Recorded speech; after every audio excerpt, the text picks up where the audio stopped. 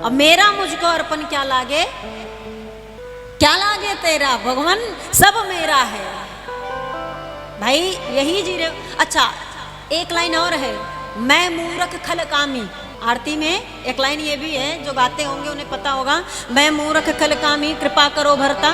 रोज सवेरे खूब झूम झूम कर आरती गाते हो, मैं मूर्ख खल कामी, मैं मूर्ख खल कामी। अगर कोई व्यक्ति गलती से कह दे मूर्ख, सिर कपार फोड़ देंगे मार के मारा कि हमको मूर्ख बोलता है। मतलब रोज खुद भगवान के सामने कहता मैं मूर्ख खल कामी, और अगर किसी ने गलती से तुमको मूर्ख कह दिया तो सिर फोड़ने को तैयार हो जाते हो। ईमानदारी से बताओ कितनी सच्चाई से आरती करते हो।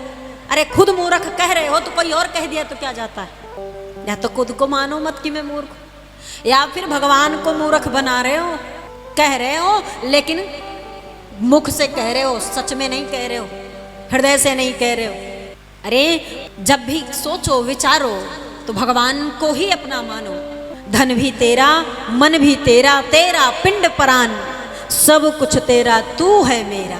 जब भी भगवान से कहो, भगवान ये धन भी आपने दिया है, और सत्य है कि वो कब लेगा कुछ पता नहीं, कैसे ले लेगा नहीं पता, कब करोड़पति से रोडपति, कब रोडपति से करोड़पति बना दे, इसके पलक झपकने भर का दे रहे। बनी बनाई सुंदर इमारत एक क्षण में गिराएगा, कहीं का नहीं छोड़ेगा।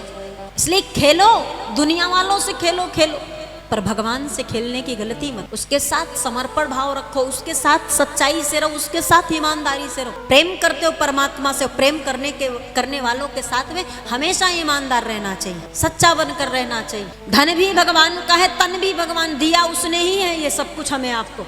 तो अभिमान किस बात का, गुरूर किस बात। और करना है गुरूर तो भगवान पर करो, उसकी कृपा पर करो कि देखो एक लोटा जल भी चढ़ाते हैं तो बड़ी मुश्किल से चढ़ाते, पर वो हमको क्या नहीं दिया है महाराज, हम उसे कुछ नहीं दे पाते, पर वो हमें क्या क्या दे दिया है। सबसे बड़ी बात, हाथ पैर बुद्धि ये सशरीर हमारा दुरुस्त बनाया हुआ है, ये सबसे बड़ी धन है, सबसे बड़ी उपलब्धि है कि सब कुछ हमारे पास है, हम कहीं भी जाकर कुछ भी कमा सकते हैं।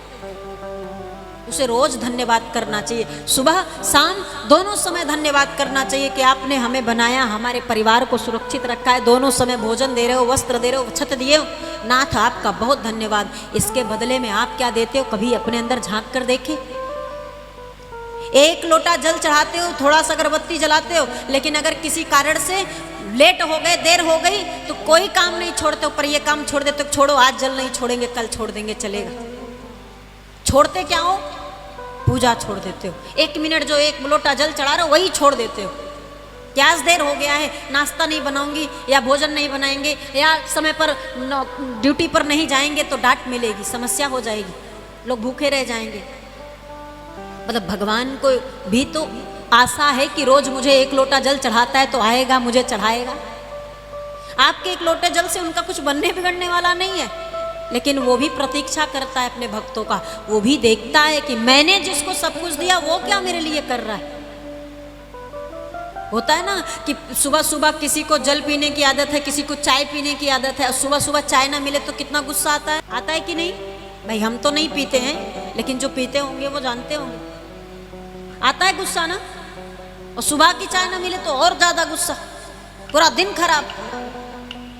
तो भगवान भी आपका इंतजार करते हैं कि रोज सुबह नहाकर 1 लोटा जल चढ़ाता है। आप नहीं चढ़ाओगे तो उन्हें गुस्सा नहीं आएगा, तो उनको गुस्सा मत कराओ, उनको नाराज मत कराओ।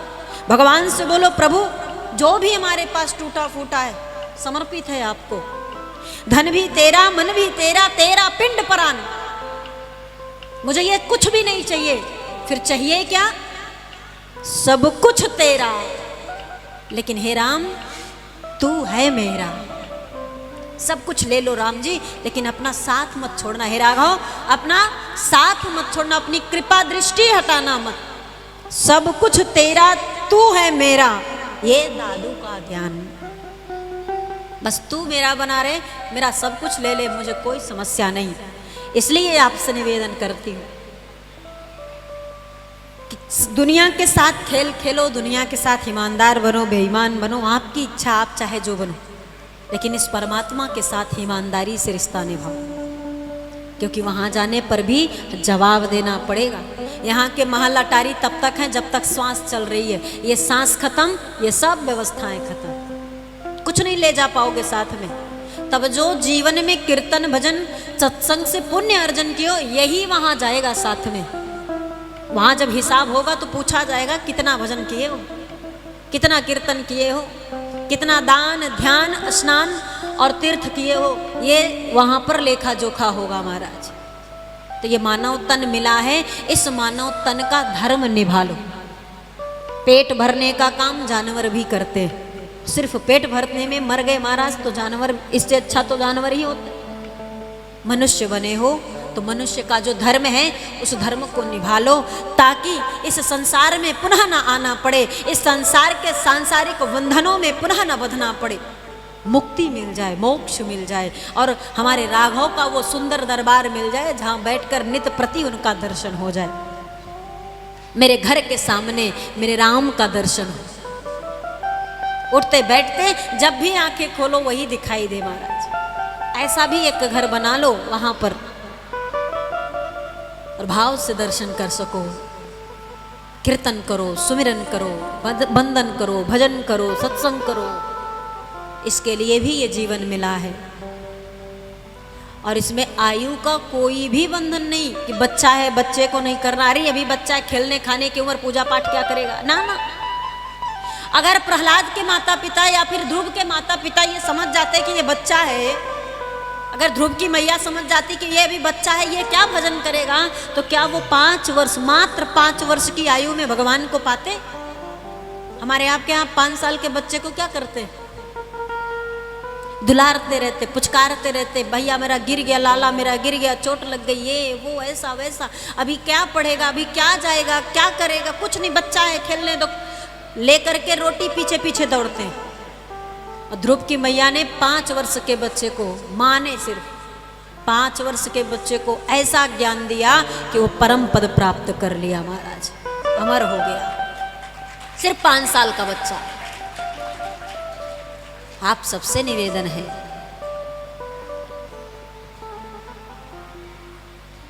जब तक बच्चा मानोगे बच्चा बनकर रहेंगे।